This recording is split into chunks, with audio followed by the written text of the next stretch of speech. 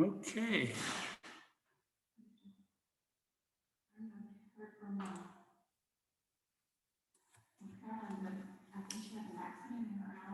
Yeah. Good evening, sir. This is Robert is here. And Gloria is here. And Cheryl's online. And Annette's online. Anyway, she said she might not come back, but she said the doctor told her to stay off for 6 weeks. He did, huh? She was coming back all. Yeah, that can happen. Real easy.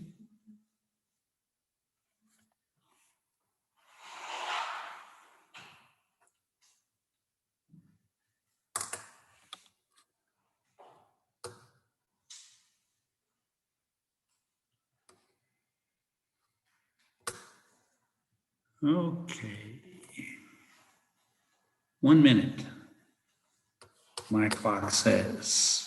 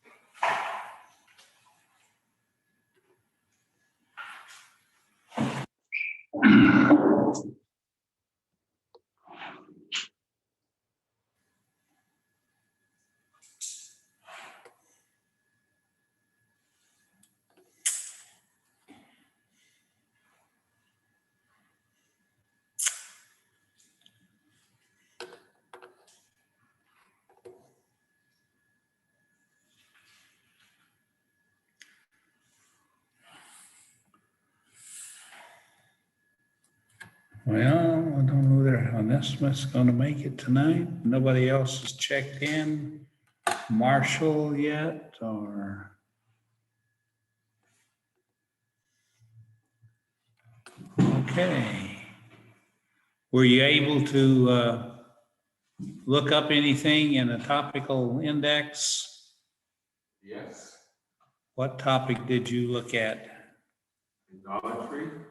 Idolatry. Huh? Idolatry Okay. and the wicked practice of it. Okay. And what I was looking for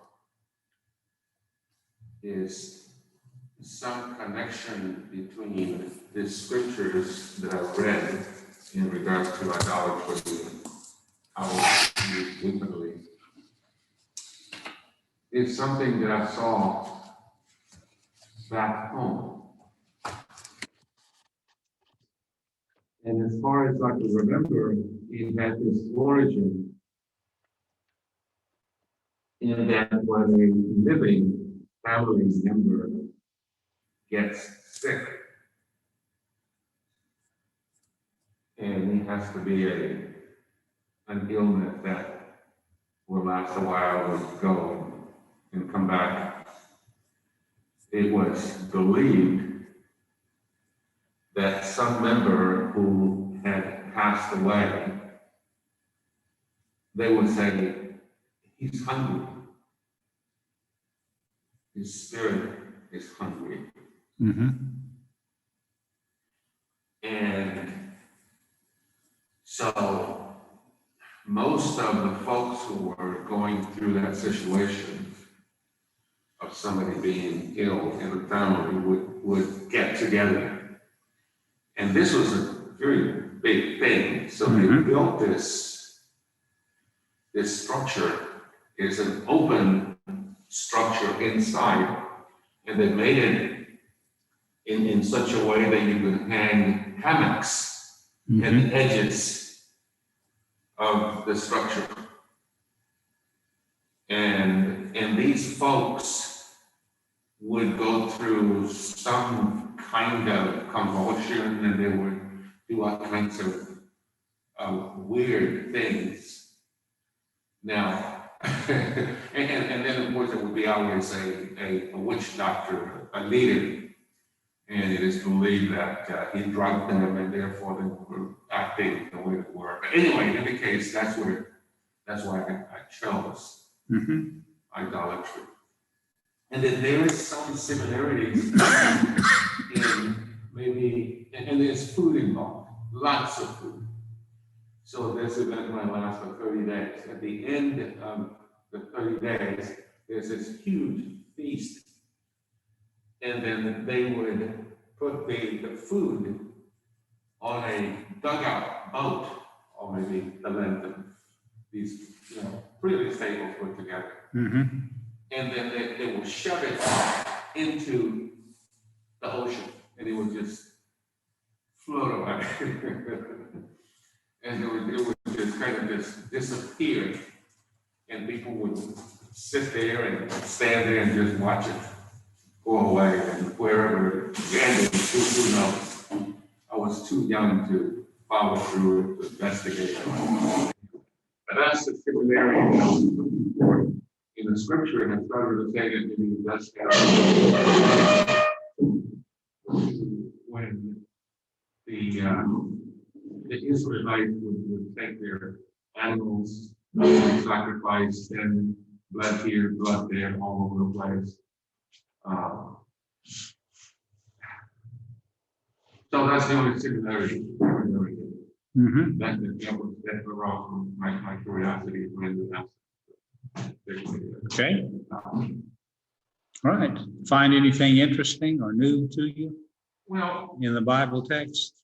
what was interesting is that a lot of the idolatry that was spoken of had to do with the killing of children, and offering their children in sacrifice. Yeah. And the other thing I was looking for as well, I almost forgot about this. Certainly, I've been grown up in a Catholic church, right? And it was by influence, not by choice. That, for example, the Virgin Mary, at my age, and having read the Bible a couple of times, I don't find any reference to that. But yet, was for me anyway, and she was my saint, she was my God. Yes. And she is the one I worship. Yes. But the Bible says, no, when the three wise men came, if there were three, it didn't say they worshiped Mary. It said they worshiped Jesus. Yeah. Yeah. So, I mean, it was interesting, but anyway. Okay. All right.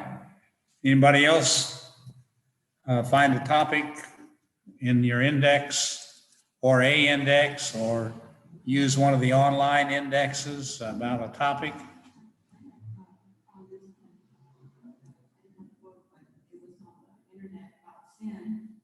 This First John 3:8, he that committed sin is the devil, for the devil sinned from the beginning. For the purpose of Son of God was manifested, that he might destroy the works of the devil. First John 3:4, whosoever committed sin transgresseth also the law, for sin is the transgression of the law. Okay. I thought that was interesting. Transgression of the law. And it is of the devil. Yep.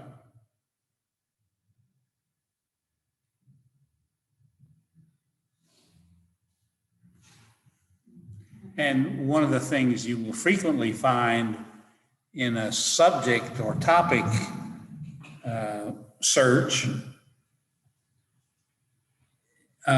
especially if you follow through with the synonyms and that kind of thing, you will frequently find that your topic is written about from different vantage points with slightly different perspectives.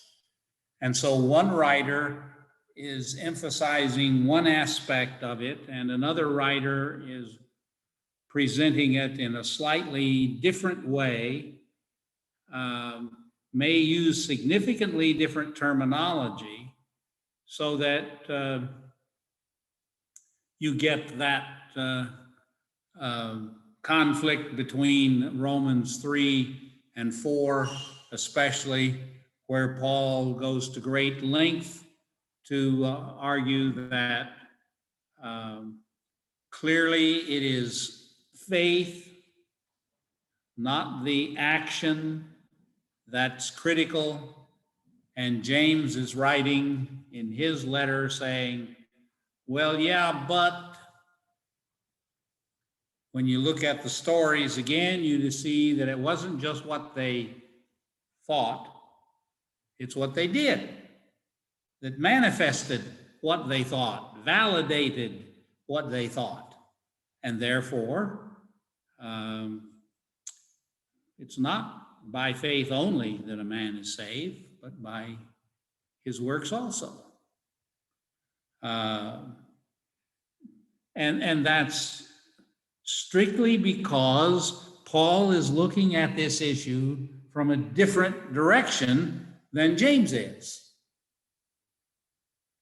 And you will find that on almost every topic. The one she had there, sin is the transgression of the law. Well, yes, it is. But there can be sin where there is no law.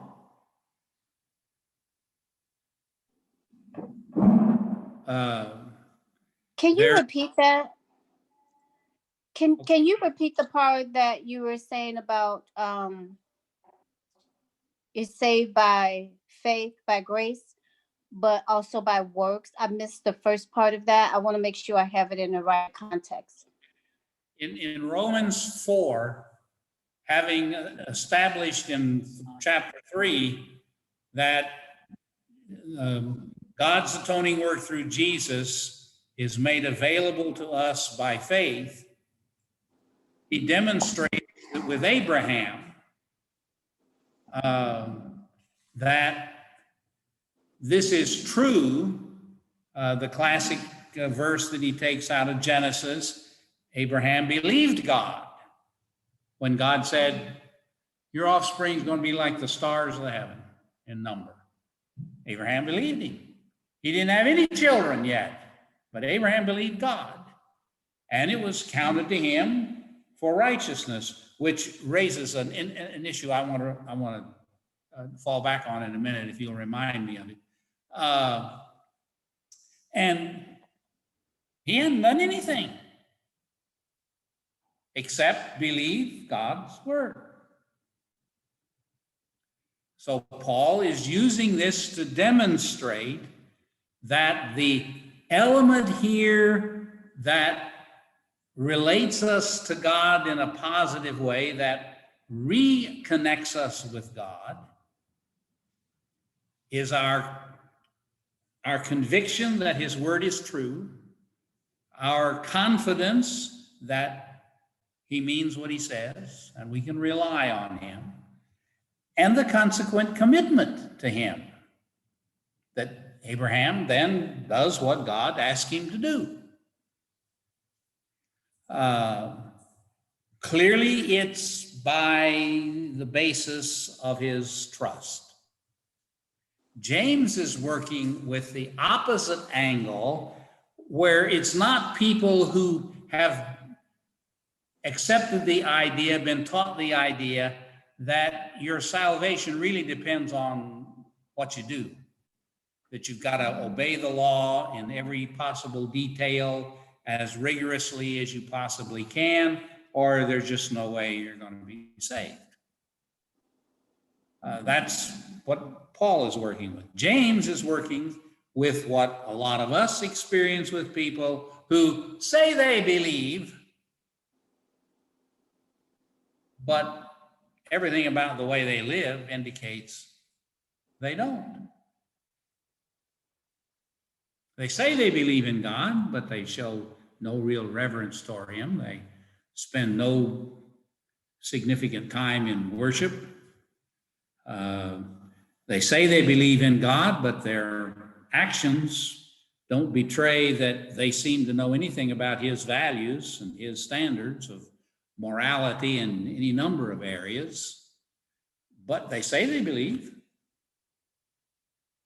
And you see, that becomes really, really touchy when you get into the situation where you have church people who really believe, they say, they're demonstrating that even by certain qualities that they live by, but in some major way, they're violating his trust, like the torturers of the Inquisition, for instance. It's a little difficult to say, to keep from saying, you've got the wrong God, you've got an idol. You're worshiping a God that you think allows you, encourages you, demands of you that you kill people almost indiscriminately. You kill them over very minor issues. But they say they believe in God. So James is working with, if you really believe God, then your life is going to show that. You're going to take your son to Mount Moriah and put him on an altar just because God said so. Doesn't make any sense. It even violates the promise God has made you.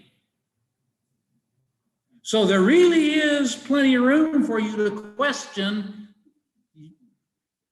your own sanity about, did you really hear God tell you this? Now, can you imagine the conversation between Sarah and Abraham when he went to tell her?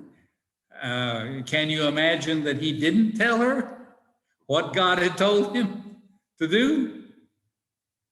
He told her the same thing he told Isaac when Isaac said, well, Dad, here's the wood and the fire, where's the sacrifice? And Abraham says, well, God will take care of that, which of course he did. So it's the fact that these two people are coming at it from different angles. The, quote, sin offering that's elaborately discussed in Leviticus chapter 5 begins with a sin that there's no law for.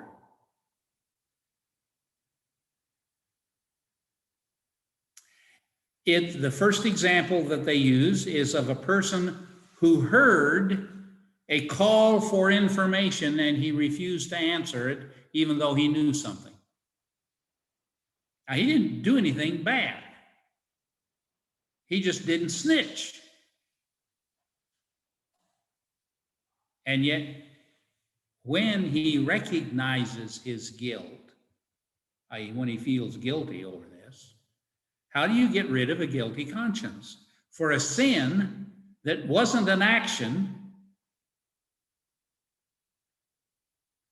you didn't do anything, and nobody knows that you did it. How do you get rid of a guilty conscience? So God has a whole sacrifice system just for your guilty conscience.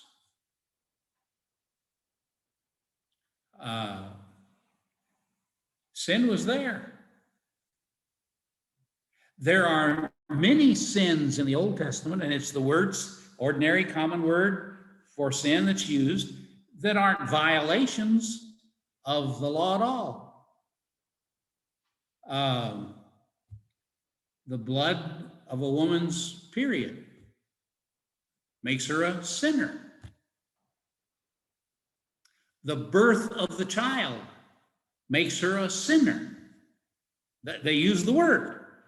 That's why she has a sacrifice. That's why Joseph and Mary went to the temple,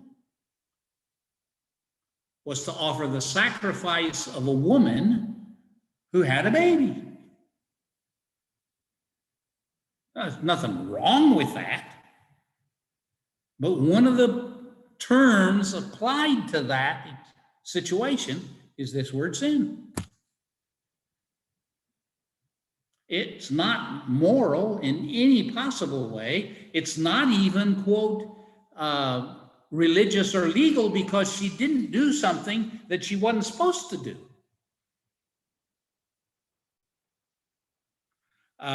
There are some scholars who think this is a case where the Bible writers are using a word almost upside down. And that what's involved is that because there is blood in both cases, of course, she has really become sacred and she has to be desacralized. But that's a reverse operation. And in their mind, they didn't use that terminology. They used the sin terminology. So again, in John's context, what John is looking at, he can define, explain sin as breaking God's law. Paul uses that argument in Romans 5. People died before God gave the law, which means there's something going on besides the wages of sin is death, because there was no law against which to sin. Now, that doesn't mean people weren't doing bad things, but there was no law against it. That didn't keep it from being a bad thing. So you'll find some other passages of Scripture that present this idea of sin from a different vantage point.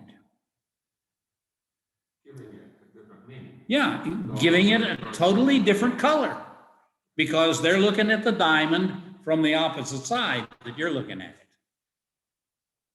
They're seeing flashes of different color. Not because it's not the same diamond, they're just in a different place. They're emphasizing a different aspect, a different quality.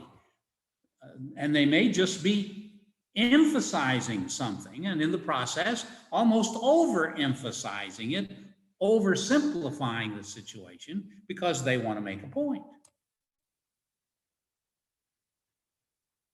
And so you may not find that, you see, if you're simply following a simple word study and you're focused on only one or two of the words there. But when you go to somebody who's collected what they see as verses of Scripture about a topic, you may very well find some verses that look at this thing in an entirely different perspective than the way you've looked at it when you were concentrating on the word.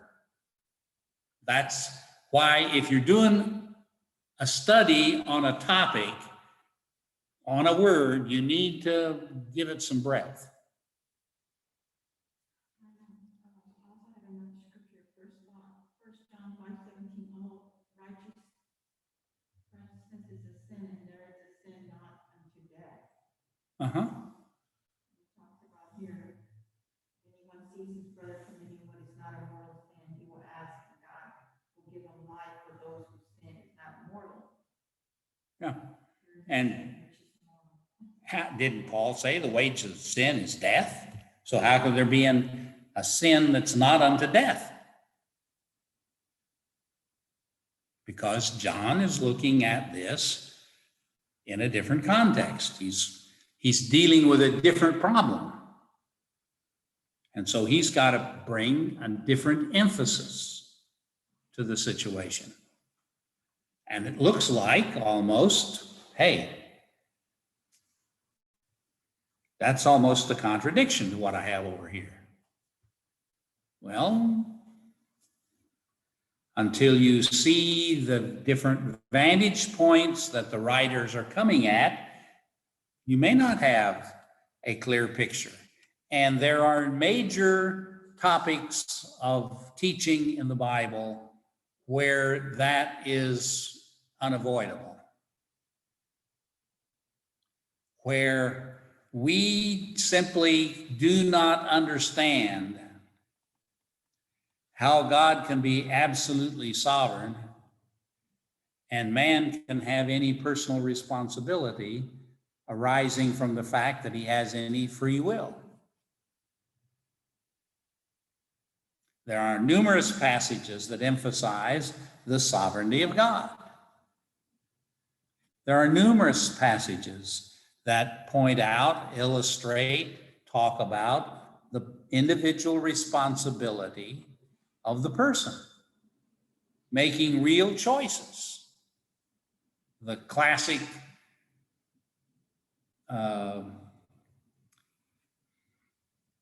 Elijah on Mount Carmel. Joshua's closing sermon to the people in Joshua, choose today who you're going to serve. As for me and my house, we're going to serve Yahweh. So you got to make a choice. The Ten Commandments are presented. I'm the God who brought you out of Egypt. In Deuteronomy, there's a whole section where God, through Moses, reminds them, and it's not because there was anything special about you guys. You know, your righteousness was not ahead of other people. I picked you and had nothing at all to do with you. I picked you. So I brought you out of Egypt. So this is how you ought to behave.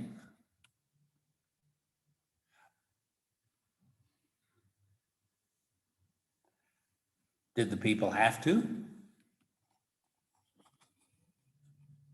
Clearly not, because they didn't.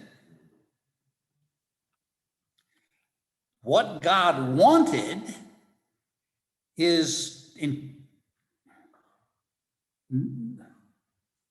almost regularly in the Bible disregarded. So what kind of sovereignty is that?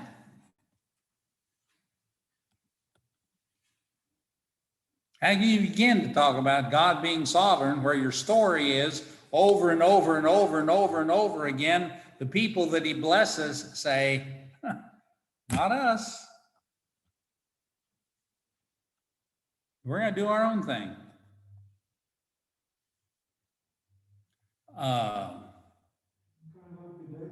Yeah. Where's the sovereignty of God in the choice that Jesus made of followers of 12 apostles? One betrays him, one denies him, the others desert him. And then disbelieve the story of the women when they come back on the first day to tell him that not only is the tomb empty, but they'd seen Jesus on the way back to tell them. And they dismiss it as wives' tales, silly women.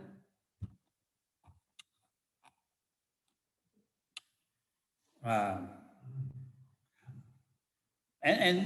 you're going to find that all the way through with all kinds of things where these scriptures say it's this, and these scriptures say, yeah, it's this. And you got to figure out how you're going to hang on. And that's why it's by faith. Which leads me to this interesting situation. And I'm not sure I can do this now. I had it set up last week and I forgot to show it to you. So let me see if I can do it. Remember,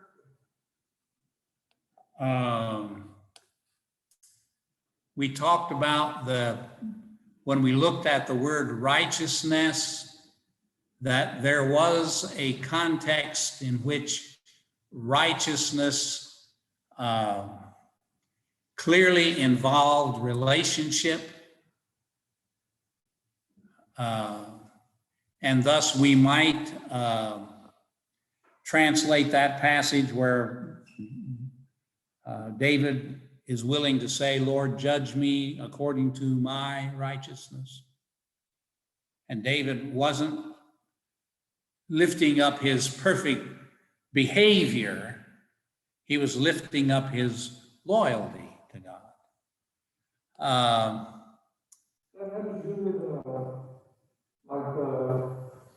doing deeds, good deeds for the community development. Well, that's another aspect of righteousness, too. But in that case, we were looking at what appears to be a primitive use of word righteousness, where it had significant implications based on relationship. So in the community, for instance, it would be all right for you to correct your own children, but it wouldn't be all right for you to correct somebody else's children. And where that line is might depend on the culture as to how far in the extended family that right came to you and at what point it stopped.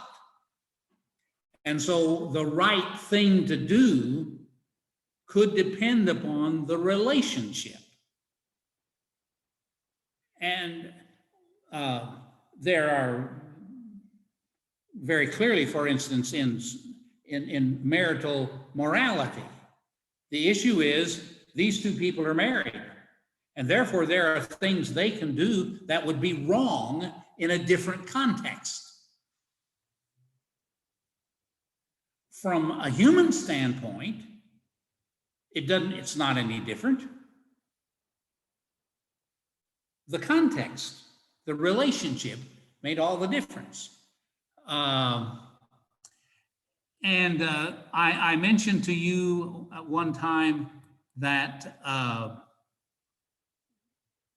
well, now this is going to mess me up. Bible Atlas, here we go. Let me see if I can do this. Let's see what this one has. Okay, this is the older version. The newer version. So let me go here to Matthew, and I want to go back to Genesis. And is it chapter 15, verse 7?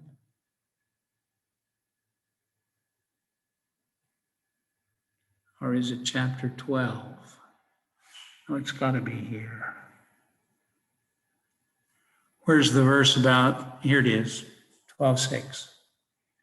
This is the Net Bible, which is an online production, ongoing, constantly being revised based on the consensus of a whole bunch of scholars internationally who work on this. And this is the current version. Now let me see if I can find the classic version. Wait, it may have even had it there for me to go to. Menu. There it is. Let's see if we can do this. Classic version. Let's open that in this one. This is their original version, and it looked like this. And so now let's go to Genesis. Well,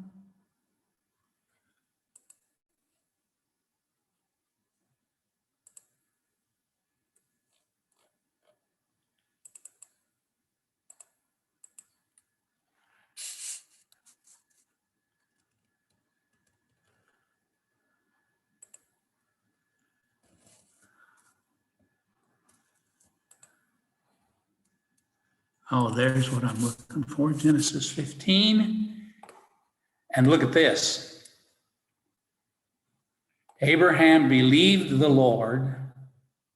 The Lord considered his response of faith as proof of genuine loyalty.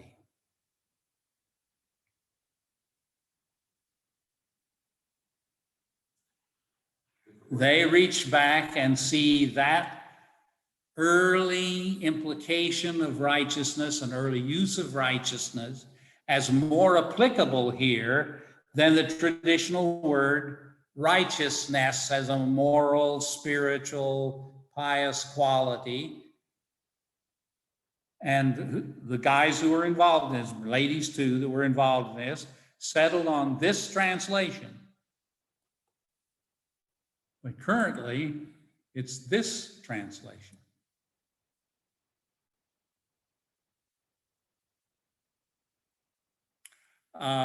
Same thing happens in all the translations where there are ongoing revisions.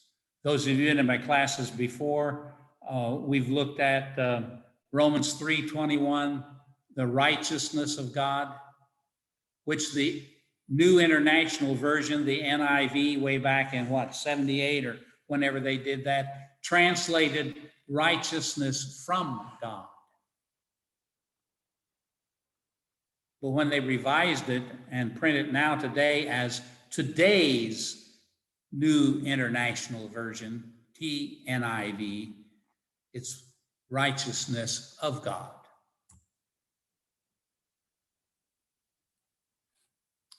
I just thought this was a fascinating illustration of the validity of that idea that righteousness at one time bore this characteristic of relationship and commitment to the relationship. And what you did, what was right, depended upon the relationship.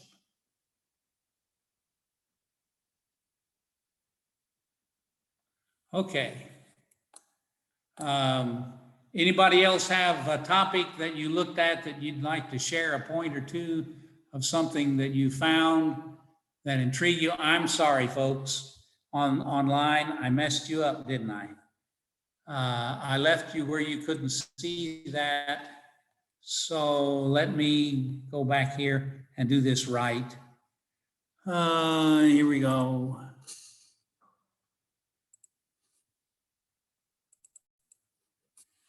Now you can see what they were seeing. Here is the latest, the current version of the Net Bible in Genesis 15:6 reads, Abraham believed the Lord, and the Lord credited as righteousness to him, which is the way, of course, Paul's going to use it in the New Testament. This is the traditional way nearly all the translators do it.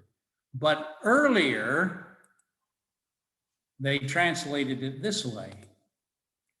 Abraham believed the Lord, and the Lord considered his response of faith as proof of genuine loyalty. And there's a footnote here, and so they'll discuss it. Or righteousness, or evidence of steadfast commitment. The noun is an adverbial accusative. The verb considered, reckon in Hebrew, is a second part of the discussion. Again, that's an interesting value of this particular edition. It's online. Just search for Net Bible, N-E-T. You now can buy it. They print it, but it costs quite a bit. And it's constantly being revised. Yeah, and it's constantly being revised. So if you buy it, you're buying. Yeah, if you buy it, you're buying the version that comes when it's printed. But most of the modern speech translations, that's going to be the case. You'll only be in rare instances where that will happen, but it will still happen because now all this stuff is on computers, so it's easy to change. You don't have to go in and find the plate of type that did this page and find the line and change that one letter or that one where you don't have to do that anymore. You can go on your computer and change your printers, and now you've got a new edition coming out. You don't have to say anything about it.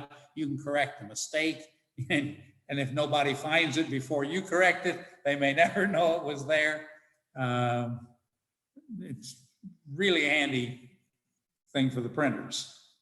But this one you're gonna find that constantly. And the footnotes will discuss those kind of things. They may even tell you, we changed this, or earlier we thought this, but now our consensus is this. Okay. Somebody holler when I'm showing them here in the classroom something you all don't see. But if you've got a computer, you need to have this one of your favorites, so you can bring it up pretty quickly anytime you want to. Net Bible, NET, stands for New English Translation. And for a long time, probably for 10, 15 years, they never even bothered to print it. So I don't know what printer decided that it was worth, they could make some money by printing it, but somebody did. So, but as for me in my house, I wouldn't spend the money on it when I can get it online. And for a while, you could even download it on your computer. The last time I tried that, it didn't work. But then, of course, you could have it on your computer even if you weren't online. Okay. Charlotte Jackson, and have I got 4? No, I'm missing somebody. Annette. Charlotte, I don't have. Okay. All right. Anybody have another contribution you want to make about a topic you looked at, something you found interesting, puzzling, bothersome? Because that's part of what you're supposed to do these studies for, is you find things that trip you up, that trouble you, that puzzle you, that lead you to do some research and digging as to what's going on here. That I've been stumbling on Job, the book of Job, It's a good stumbling block. and I've tried to, I've done some research, and I've tried to make some sense of it. Where God called the angels, and the angels come before him, and Satan is there. And it seems that Satan has to give an account, even without being invited, or it doesn't say that he was invited. But as it goes on, when Job is suffering all the blow, and he has lost everything,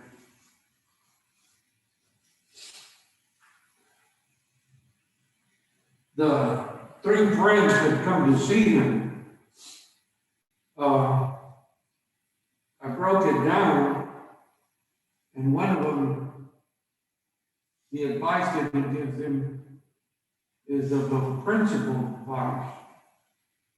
And the second one, the advice that he gives him, it's like a psychological advice. And the third one that gives him, it's like a theological advice. But as David's righteousness, Job, he always maintained perhaps the same loyalty, if not even more, Yeah. that Abraham Yeah. expressed. Yeah. And He wouldn't give up even when he didn't have an explanation. Even when he complains. Even when he charges God. Even when he accuses God. He hasn't given up on God and turned away from him, hadn't abandoned him.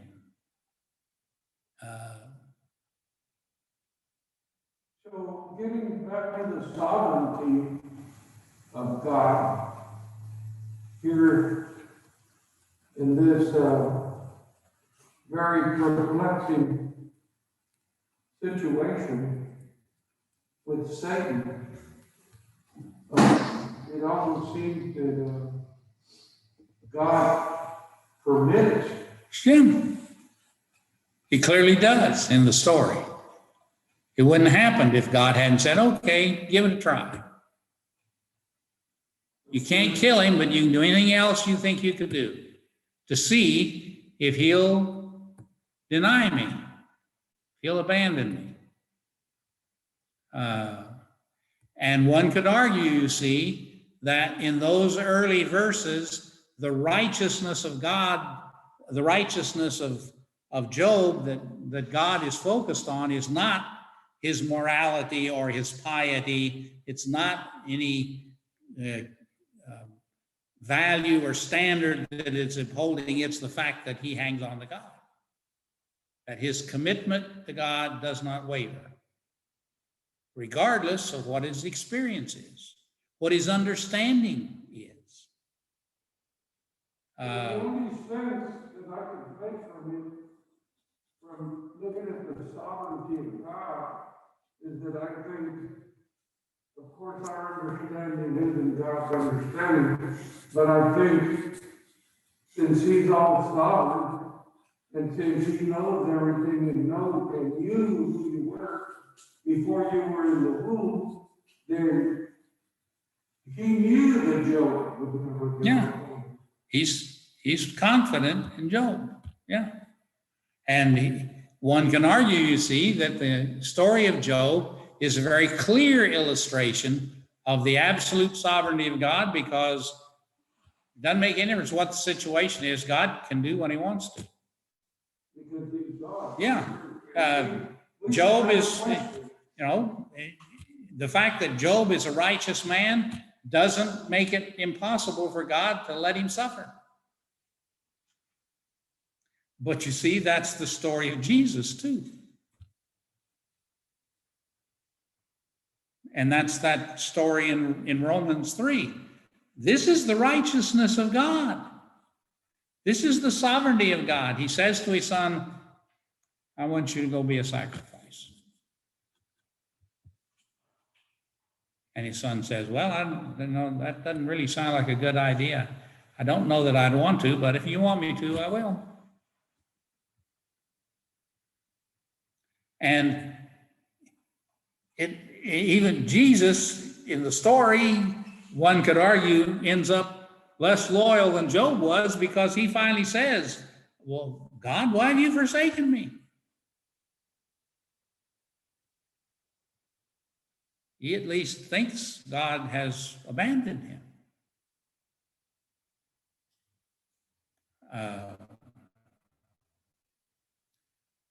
But God doesn't. God lets him die and then raises him from the dead. And then turns this horrible, horrendous death into salvation, which is stunning, astonishing. God takes the worst wickedness and turns it into the work of reconciliation. You rebel against God as thoroughly, as completely, as strongly, as adamantly as you possibly can in crucifying his son. And what's he going to do? He's going to reconcile you.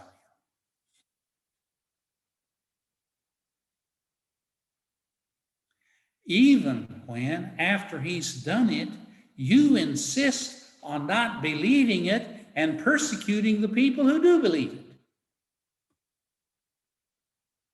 And that's Paul's situation. That's why he was so astonished. That's why he can say, God did this for me so that we could see how incredibly grace is. If there's anybody God could have said, I don't have to worry about him.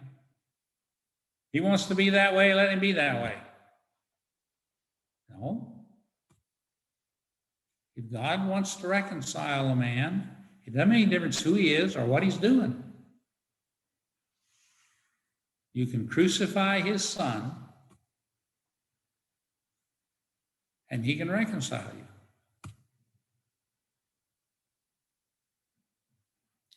you. Okay.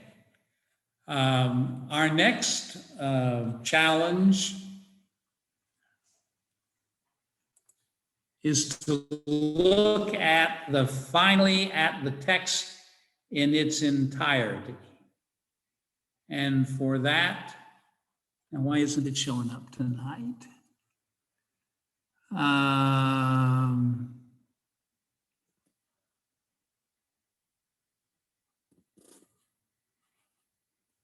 Because it's open. Well, they were open. Oh, it is open. Hang on.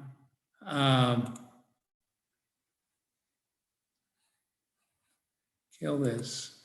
You should be able to see this. I sent this to everybody. These are commentaries where you have a writer who brings together all that he knows about the words and the topics with respect to this particular text, this verse, this chapter, this book. Plus, he brings everything else he knows that he thinks is relevant about the history, the environment, the culture, the thought patterns that were involved in the people who wrote this or read it. And what you have here is simply a list of some of these commentaries. The first part of the list is one-volume commentaries, which obviously give you a clue. If you're going to have one volume, one book about all the Bible, there are a lot of verses they're not going to say much about. But they are still good for a couple of reasons. One is they will frequently touch on the more difficult passages, the more troubling passages, the passages on which there's been considerable argument. And they'll tell you a little bit about that. They will frequently bring in for you some of the history, some of the related use of this word or something like that. So that depending on the particular verse, you will find a one-volume commentary useful. And so if you can afford one, then one of these is a good one to have.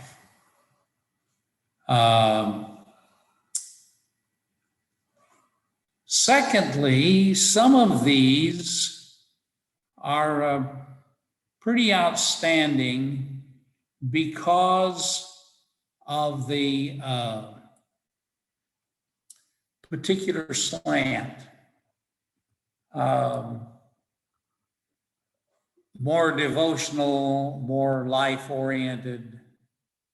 And so the fact that it's one volume and you may only have a half a page about a chapter in the Bible still may give you some pretty significant, interesting insights, raise some questions, answer some questions, even though it's only one page or less about that chapter. So these are the kind of things that you might look for and find. Don't spend a lot of money on them. You can see some of these over here that they mention. And there's one that's not on here. You might write down the name of Matthew Henry. There's a very popular Matthew Henry one volume. He originally put this in 6 volumes. It's very devotionally oriented, very I did a whole series for a whole year out of just taking excerpts from that and giving it out week by week to people as a Bible reading program. Some of these online Bible programs will have Matthew Henry's in it. They may have one of these others in it as well. Obviously, when you're dealing with commentaries, you need to keep in mind that you're going to find writers who have written a commentary on a book as a result of massive amount of study they did on this, even though they're not a believer. They're a scholar. This was an academic exercise for them. But they haven't been to church since they were a child or whatever.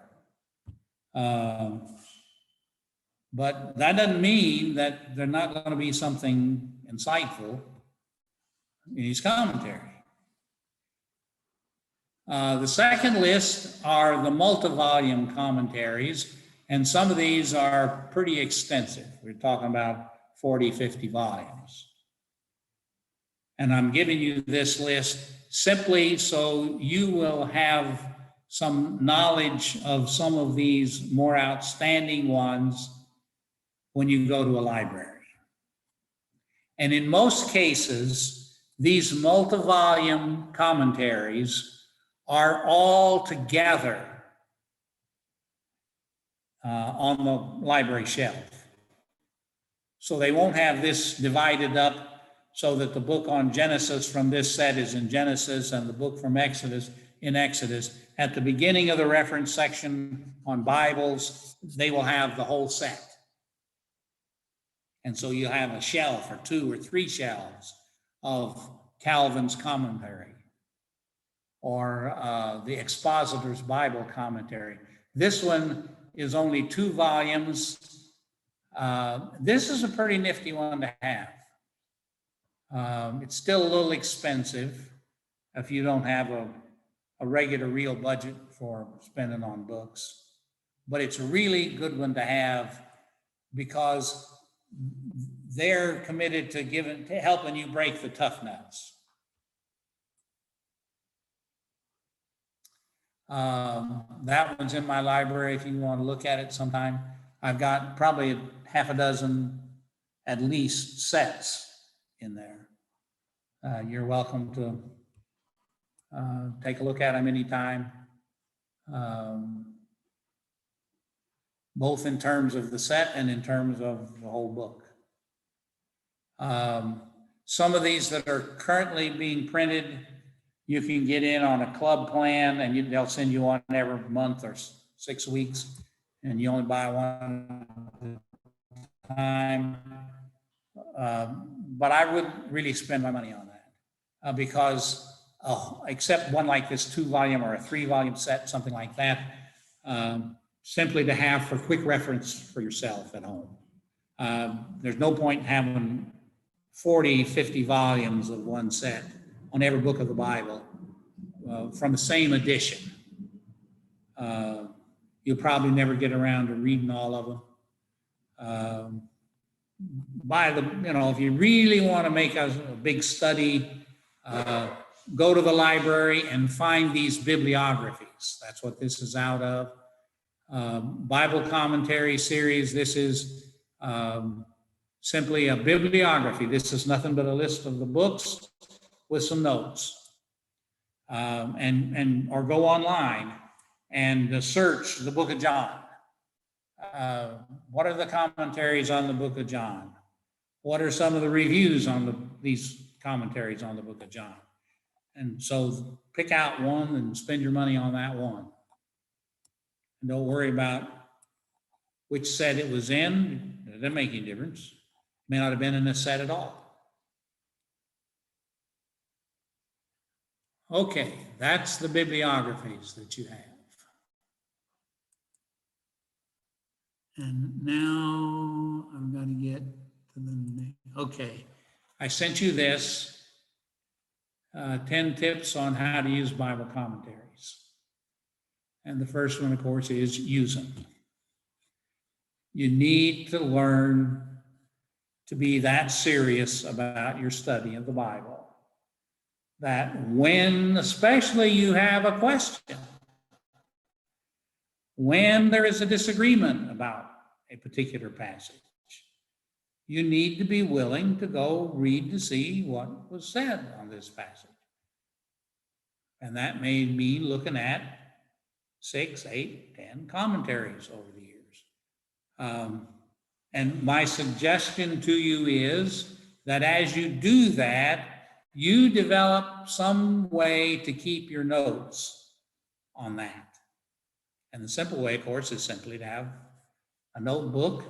And when your notebook is full, then just add a second notebook.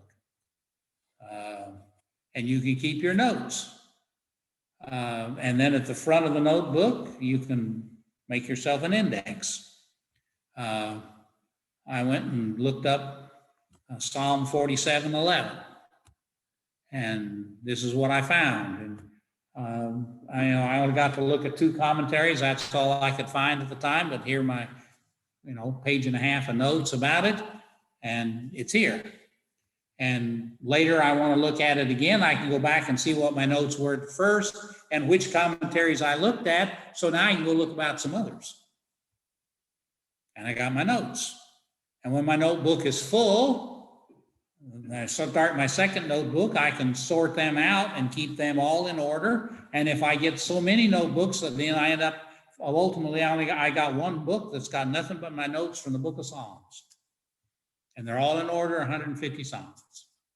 And any note I ever took on any verse in any Psalm in the Bible, I have in my notebook.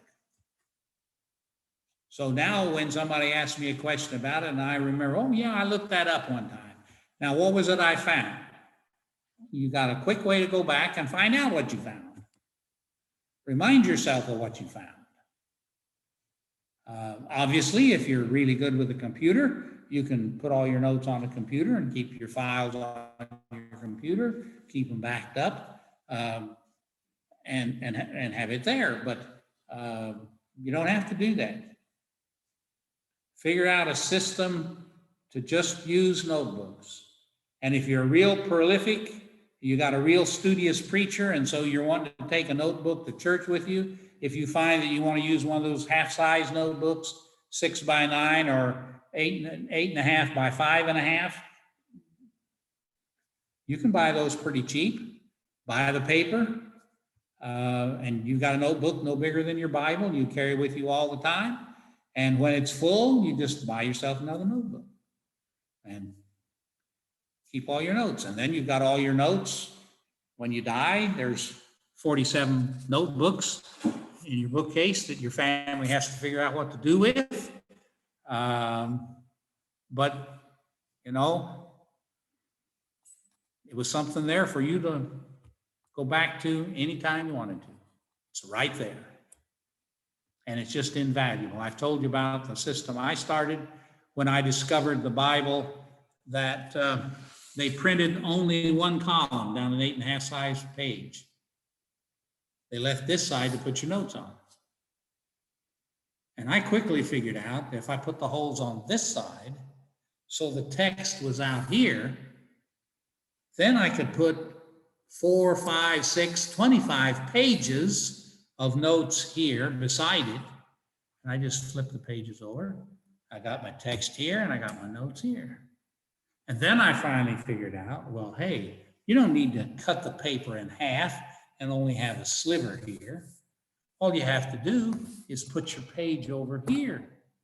Now you can use the whole page to write your notes on. And then you can put another page on top of it, another page on top of it, another page on top of it, another page on top of it. And when you're reading them, you want to read this page, but you want to keep your notes over, your text over here where you can see it. Then you just take this page and you fold it over like this, and you put it over here, and your text is still free. And here's your second page of notes. And when you're through with them, you fold it over and you put it over here. It lays down flat. And you got your text right here. You can continue looking at your text as page after page after page after page of notes you put in there. So when I studied for a series of sermons on this book one year, I put notes in there. When I decided to do that study 5, 10, 15, 20 years later, I've got the 4, 5, 6 commentary notes that I got the time before. Well, now I want to find some more. I've got those 5 or 6. I can go read 6 more. I can put their notes in there. Now I've got all my notes there. Well, you can do the same thing. You just don't have the Bible text there with you. Just put your pages in there. If you want to put dividers in to help you see where the thing, it's only a notebook. It's only an inch and a half thick. How long is it going to take you to flip through there and find the verse you want? Write the big letters on the top corner of the page so you can see what the text is, or some little system that you can use this thing, and every time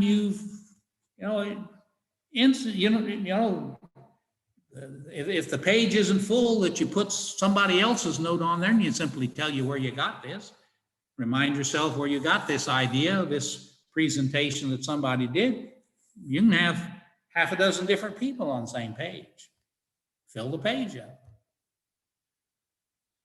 And everything you gather is going to be there.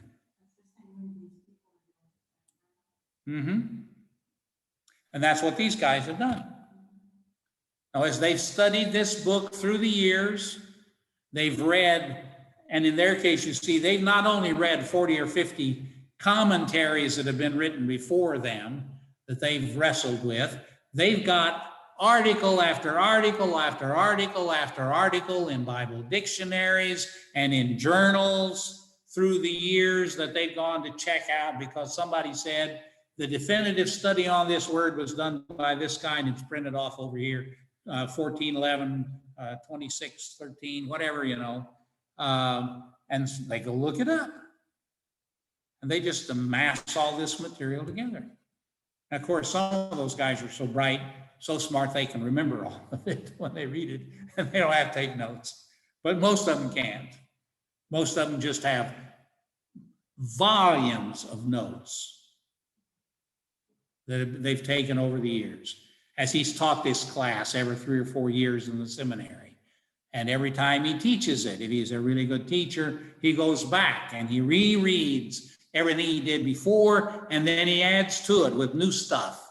And he's reading off it, no telling him what, and somebody references a study on this word in this book, and so he makes himself a note that the next time he goes back to that book, he's got to go look this article up that he didn't even know about.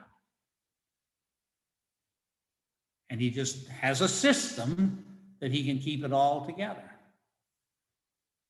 And with the real scholars, the system is there because he's got other people doing a lot of this research too.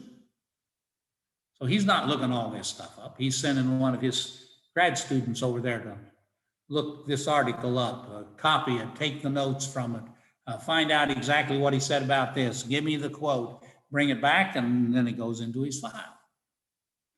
And he can sound real smart talking about this guy and what he said. Well, he never read that guy. He's just taking his researcher's notes. Okay, use it, but you need to use it for what the commentaries were written for. And that means you need to be aware of what, especially when you're dealing with a book on a Bible book. Exactly what's the point of this? Why did he write this book? Did he write it with an emphasis upon the original language? And so you're not going to read, in the beginning was the Word, and the Word was with God. You're going to have a bunch of Greek words there. Well, you can use that if you gradually figure out how to read between the lines. But a commentary that has the Greek text at the top, and then his notes and his discussions below, and every paragraph is introduced by the Greek phrase, that's not going to be really usable for most of us. So you don't worry about it. So you can't use this one, except sparingly. Is he concerned with only writing everything in English? And what Bible translation did he base his commentary on? Is this his own translation, or did he do this with the NIV? If he did this with the NIV, then you'll constantly have a little struggle if your Bible is the New American Standard and you're trying to follow along his commentary with your translation. Some of these commentaries put the Bible text, the paragraph, the verse that they're going to be talking about at the beginning of the discussion. Some of them don't. They simply have the numbers. This is chapter 1, verse 2, verse 3, verse 4. They expect you to have the Bible text in front of you. How old is this? That doesn't mean there's anything wrong with it. It does mean there may be some information we've discovered since he wrote this that, of course, isn't going to be in there. But he may have some very insightful things to say about the text. The major issue is, what was this written for? Is this for the average reader, average Christian, who's interested enough to read a commentary? Sunday school teacher, maybe a local church leader. Is it mainly explanatory? Is it mainly trying to bring you up to date on the history, the language, the rest of the Bible that might relate to this topic? Is this being written in terms of being a teacher? Or is it written being a preacher,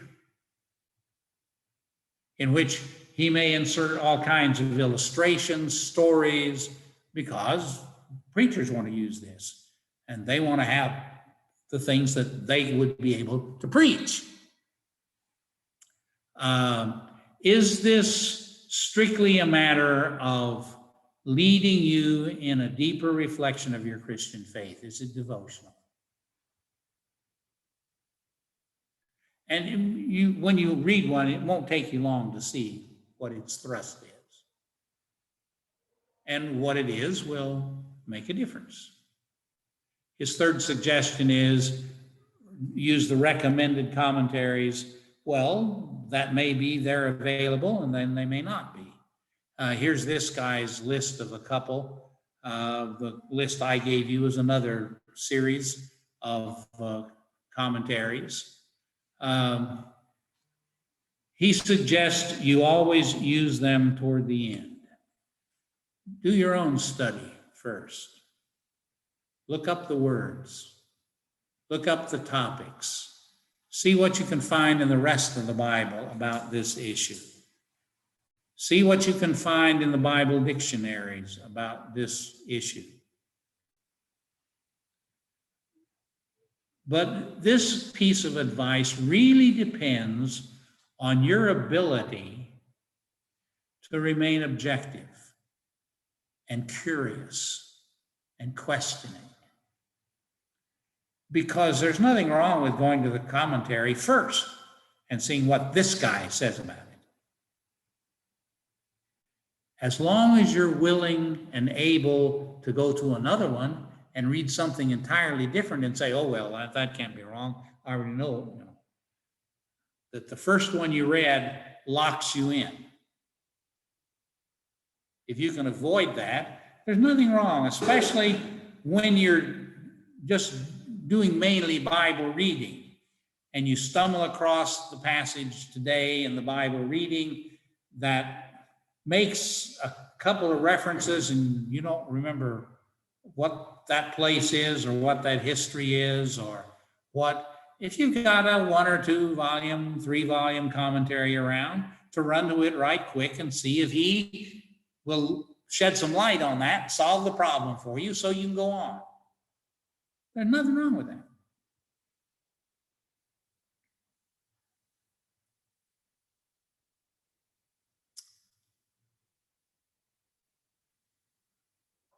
One of the things you need to learn how to do is read them critically enough that they can, in fact, change your mind.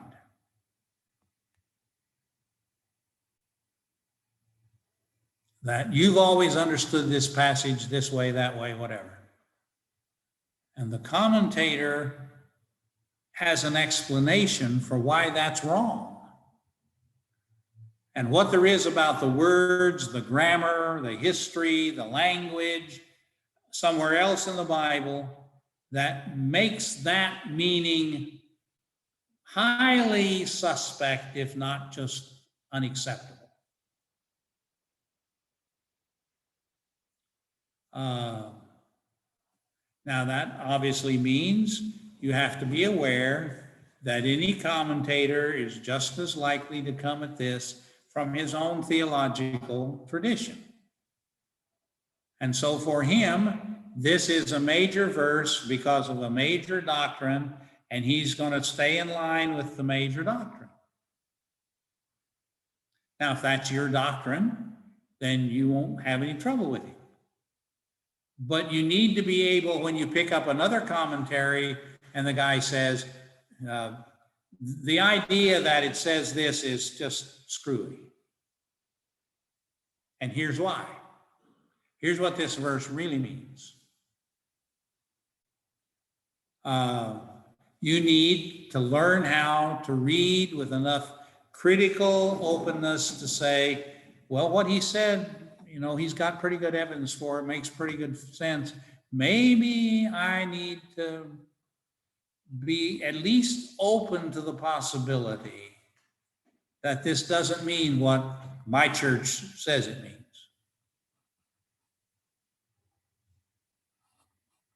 And that's not easy to do.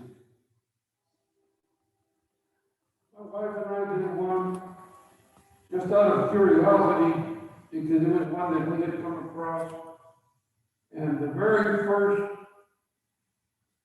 other interpretation that it took us to, it was so horrible that we didn't want to go any further.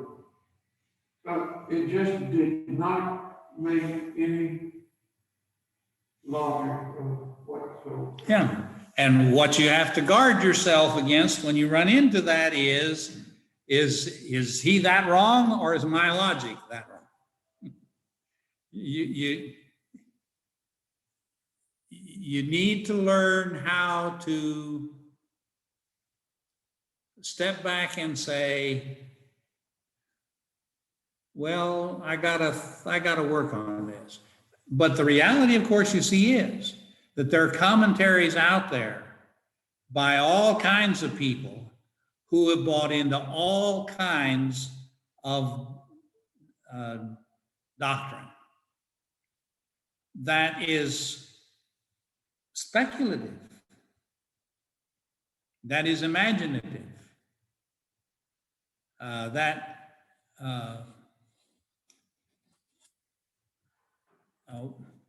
nobody in biblical scholarship had ever even thought of until 75 years ago when this guy or that guy dreamed it up. And it may not be worth any more than that. It's a historical footnote that if you're related to people who are into that or whatever, you need to know about, but otherwise forget it because it's nonsense. But you always got to be careful that you've really given some thought to what they're saying and how that fits in with the scripture as you know it in its entirety. And if it doesn't, then perfectly appropriate to say, I don't know that I need to even keep this book around. On the other hand, that may be the place where you need to start rethinking your whole thing. It may be that you're the one who's off in left field, not him. And you need to be corrected, not him. And so that's the kind of thing you have to wrestle with. Is he asking the appropriate questions? Is his explanations of the grammar and the syntax which is simply the larger context, the larger grouping of words. Is it making sense? Or is he overstating the case? One of my classic examples of that is the 10th chapter of Hebrews, where the writer, having made all of the comparisons to the Old Testament sacrifice system, in chapter 10 says, when he came, and then he quotes the Psalm, you don't want sacrifice or offerings. So I've come to do your will, O Lord.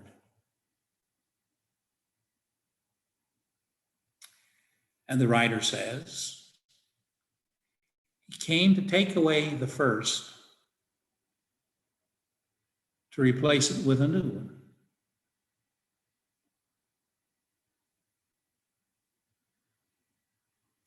Now, you can accuse the writer of simply overstating his case.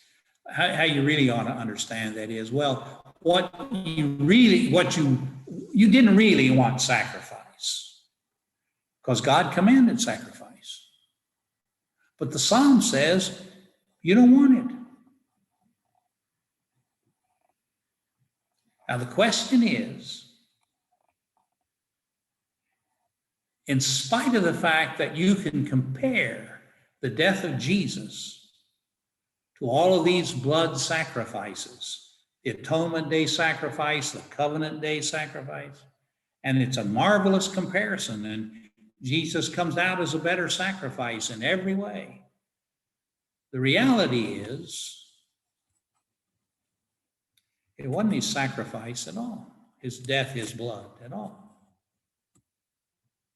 It was his obedience to God.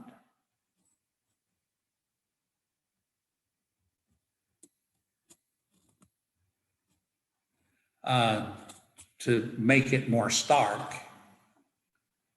would Jesus' death have been as acceptable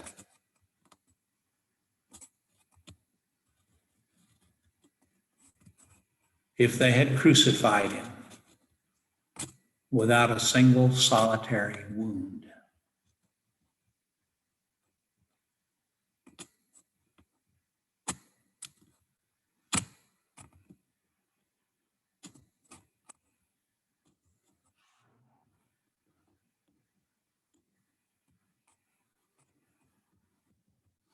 What was the critical issue in the effectiveness of Jesus' death?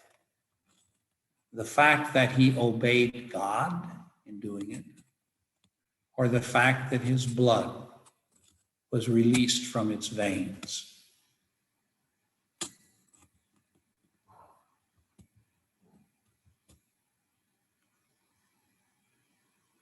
And you see, involved in that is the question and the issue of how important was the incarnation of Jesus for 30 years before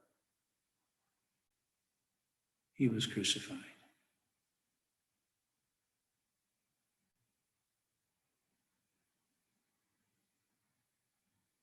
Is our salvation based primarily on the fact that his blood was shed? Or is our salvation based on the faithful offering of Jesus to the will of the Father for 33 years as a human being, with all the temptations and the opportunities and the reasons to say, oh, not this time. I'm going to do it my way this time.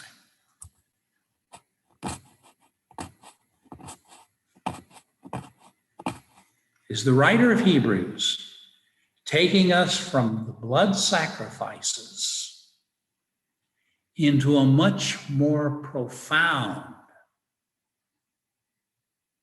offering of Jesus.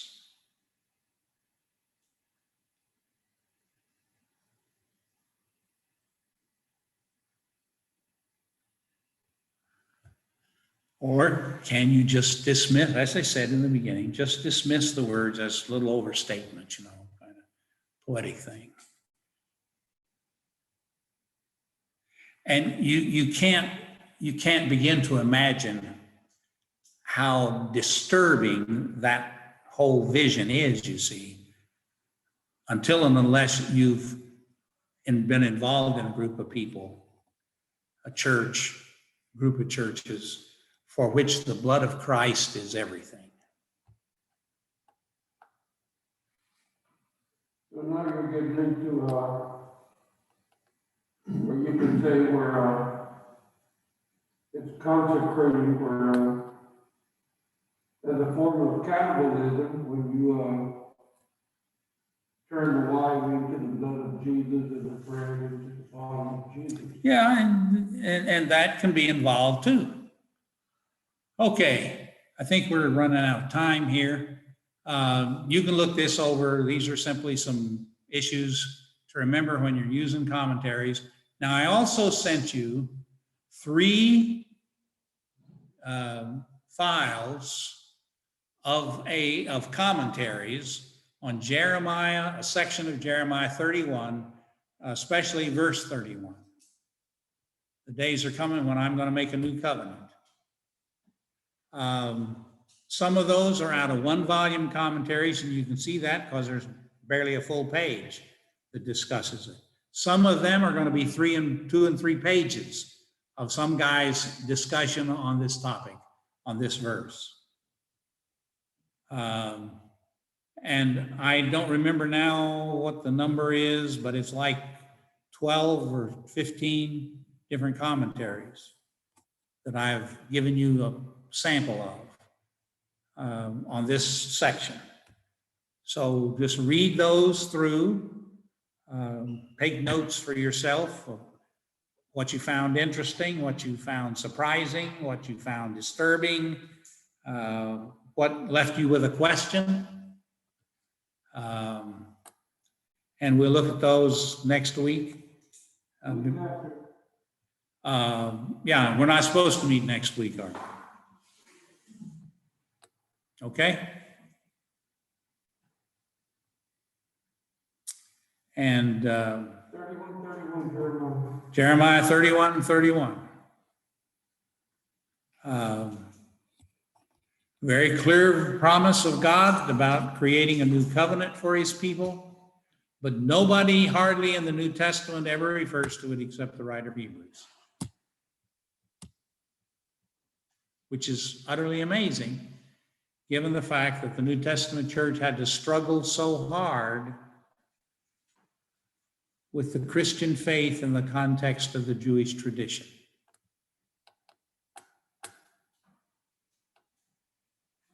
And yet here in Jeremiah, there's a clear promise that I'm going to do a whole different kind of a covenant with you all.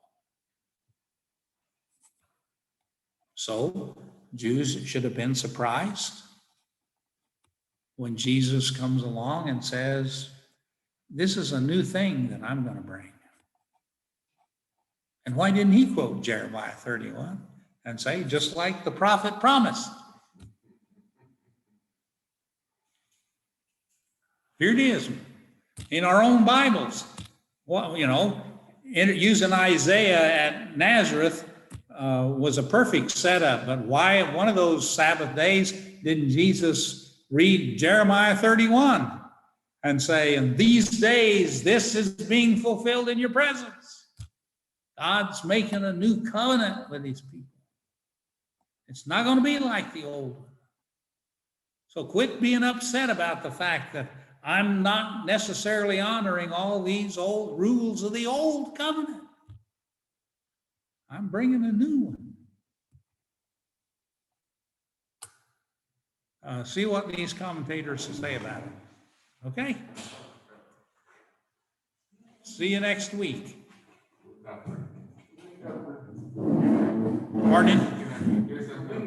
Yeah, 2 weeks. Yes, you may keep it and use it. I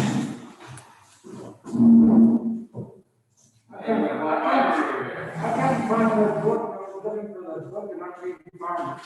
Nave's Topical Bible? That's the dictionary? That's the topical dictionary. The topical dictionary, Yeah. that's the one I can't find. Now, if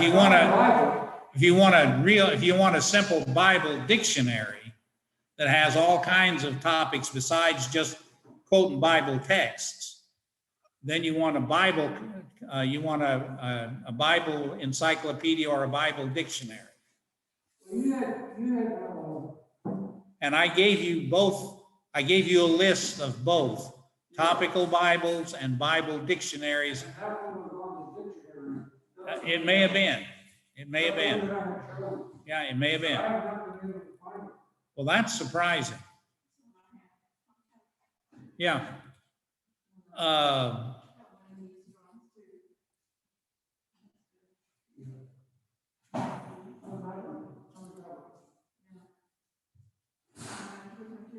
Nobody left you. You are welcome. Good to see you again, you were saying now.